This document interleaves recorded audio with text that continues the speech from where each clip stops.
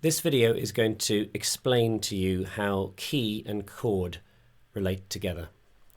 So we've looked at the key of C and the key of G, and we've looked at a scale of both of those. So let's have a look at the scale of C again. Now we're not focusing on the fingering this time, we're just focusing on the notes. If we build a chord on each of those notes, we're going to give each one a number. So that's chord 1. That's chord 2. That's chord 3. Chord 4. Chord 5. Chord 6. Chord 7. And then we're back to 1 again. Okay? Now, if we do that in G, we'll have a different set of chords. So, chord 1, chord 2, chord 3, remembering the F sharp, chord 4, chord 5, remembering the F sharp, chord 6, chord 7, remembering the F sharp, and back to 1 again. Now, in most pop music, certainly, the most important chords are chords 1, chords 4, and chord 5.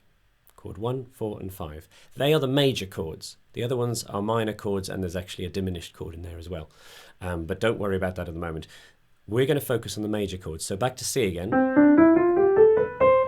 Chord 1. We're going to skip chord 2 and 3, which are both minor, and we're going to go to chord 4 and to chord 5.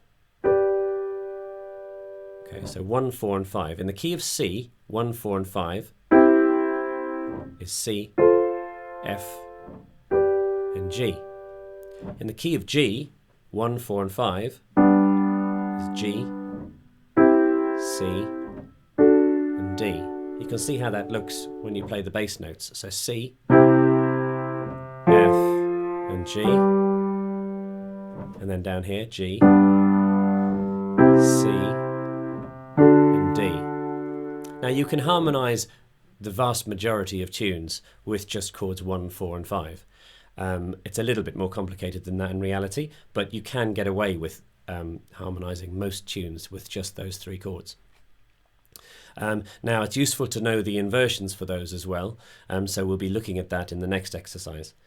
But you'll see as we go through the blues that the blues in C uses the chords C, F, and G, 1, 4, and 5. Most rock and roll music uses it, and a huge amount of pop music uses 1, 4, and 5.